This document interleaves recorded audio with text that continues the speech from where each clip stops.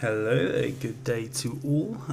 This video is going to somewhat talk about what we just talked about and that little passage there in Eusabius referring to Roman historians and the Pilate and the Tacitus and the persecution there of the Christians under Nero.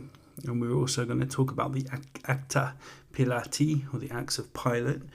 I have been through this before, but I thought I would do a bit of a deep dive into that. It won't be a long video, but I thought it would be interesting to just collate some information on that as well, because as we have been finding, I think through the work I've been putting together, there is absolutely no reason to believe any of the early church fathers in what they're saying. They are engaged in subterfuge, in fairly violent rhetorical polemic and kind of myth making, really. They're not being wholly honest. I believe some of them are, and I think some of them may well have been referring to texts, for example, that they believe might have existed, but we really have so little to go on even throughout the 2nd century. So this is entitled The Acts of Pilate and the Rhetorical, Bluff, a critical historical analysis. So introducing this from the mid-2nd century onwards, several prominent Christian apologists, most notably Justin Martyr, Tertullian, Lactantius and Eusabius, claimed that official or Roman records, Acta Pilati, or your own records, contained proof of Jesus' life, trial and miracles. This essay critically examines these claims in light of 1. Eusabius' Ecclesiastical History 225, which we've just been through, and the Interpolated Roman Historian clause. And this is where I slightly stumbled in the last video because I couldn't quite remember what I'd read about maybe 2 months before. The complete absence of any contemporary or near contemporary Roman record linking Christians to Nero, very important. The evolution of Acta Pilati, tradition into an apocryphal gospel, the well-documented ancient rhetorical tactic of appealing to inaccessible records. It's a very noted thing that Christians and non-Christians did as well. Bayesian probability assessment of whether such records ever existed. We don't have to follow or go with the Bayesian analysis too much here. I think the information that I'm putting out, I think is important in itself. The result is a compelling argument that these appeals were rhetorical devices, not genuine historical citations, and that Tertullian in particular is not a reliable witness for the existence of authentic Roman records about Jesus. Okay, Eusabius' Ecclesiastical History 225 and the Roman Historian Interpolation. So in Ecclesiastical History, Eusabius recounts the Neronian persecution. Peter is crucified, Paul is beheaded. Sources: Gaius of Rome, Dionysius of Corinth, and Tertullian's Apology 5. Closes by noting that many Christians suffered in Nero's reign. Okay, notably absent, however, is that there's no great fire of Rome. That he never says anything about that. No claim that Nero blamed Christians for the fire. No mention of Pilate, public tortures, or legal terms like superstitio. No reference of Tacitus or any Roman historian either. No reference to Tacitus or any historian there. Interpolation, and so some late medieval manuscripts insert Haec etiam Romanus historicus proditit. A Roman historian has also recorded this before the conclusion. This clause is absent from all early Greek manuscripts, likely originated as a marginal gloss in Rufinus's Latin translation. Okay, so this likely originated in that Latin translation, Rufinus there, suggests later scribal awareness of Roman sources, possibly Tacitus, but cannot be Eusabius's own.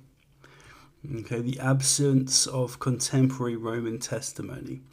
No 1st century or early 2nd century pagan historian links Christians to Nero. So we have Seneca, Lucian, Pliny the Elder, Petronius, no mention of Christians whatsoever.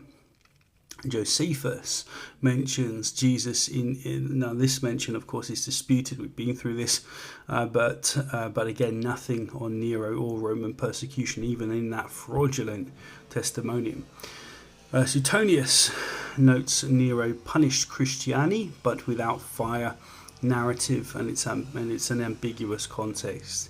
We can't be sure that Christiani is original. It was probably Christiani or Chrestus he was talking about, and then he talks about that Chrestus being alive and well in Rome in the 50s, so it's probably unlikely that he means Christ, but much more likely that he means a Chrestus, which was a name that was frequently used in Rome, which had no reference, so no relationship to Christ at all.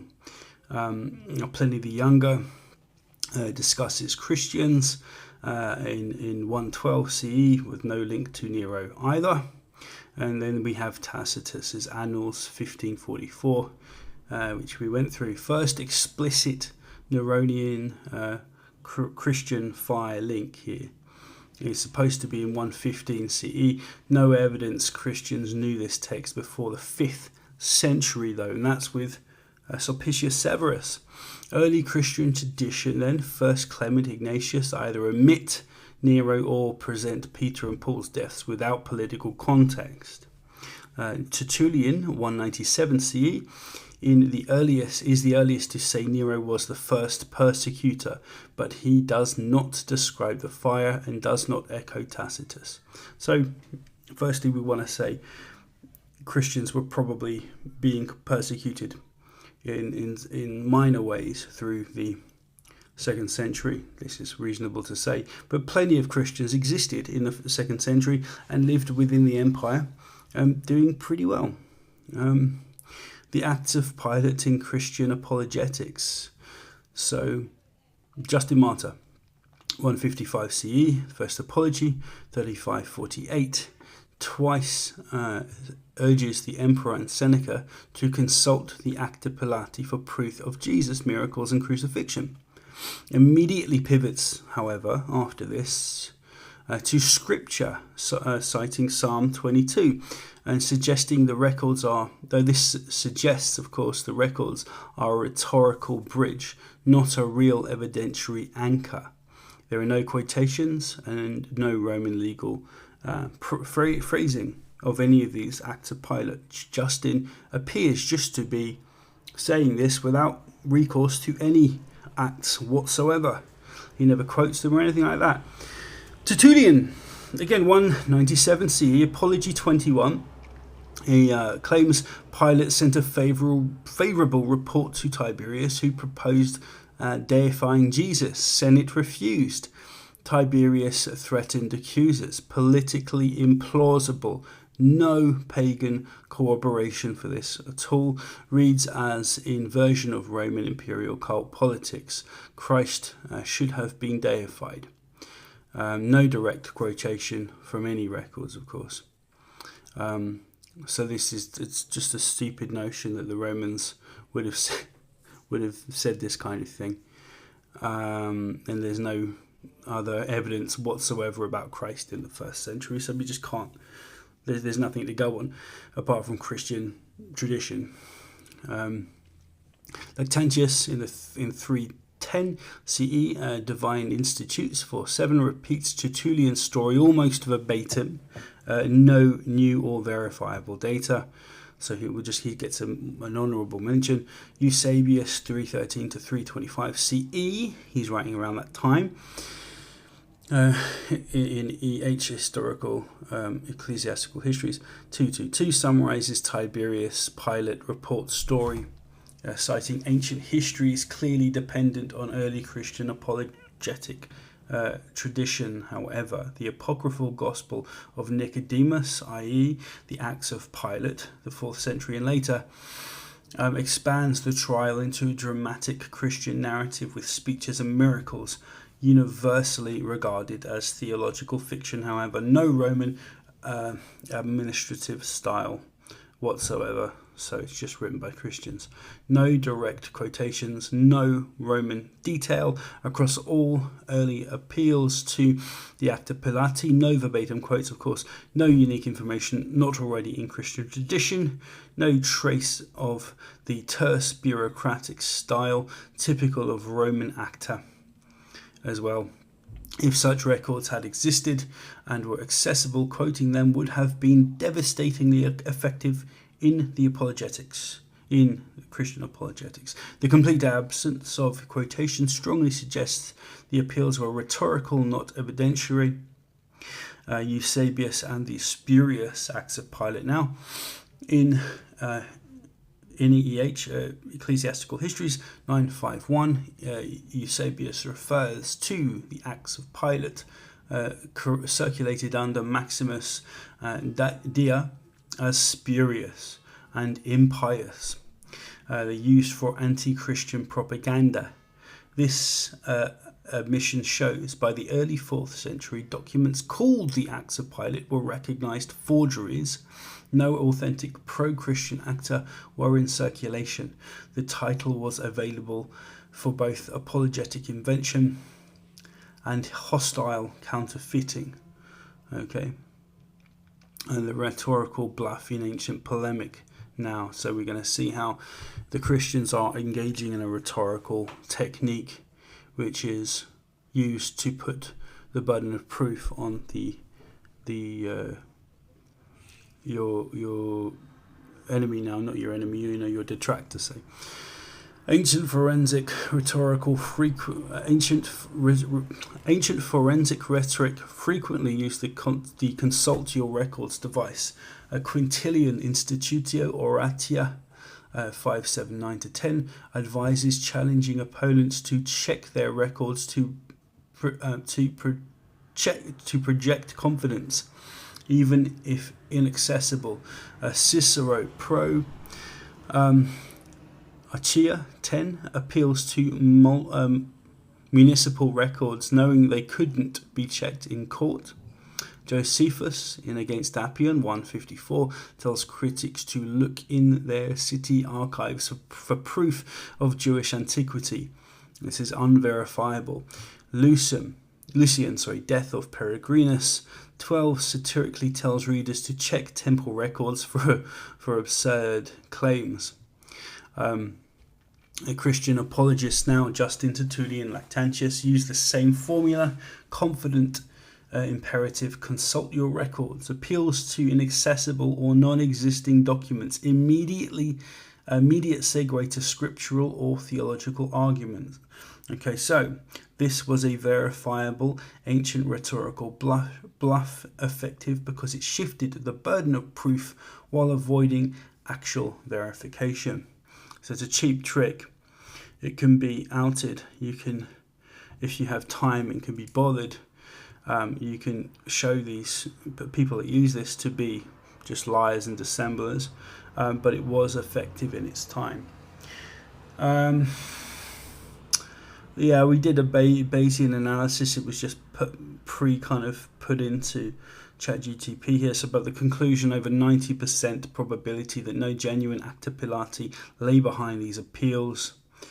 So yeah, I'm going to leave that there.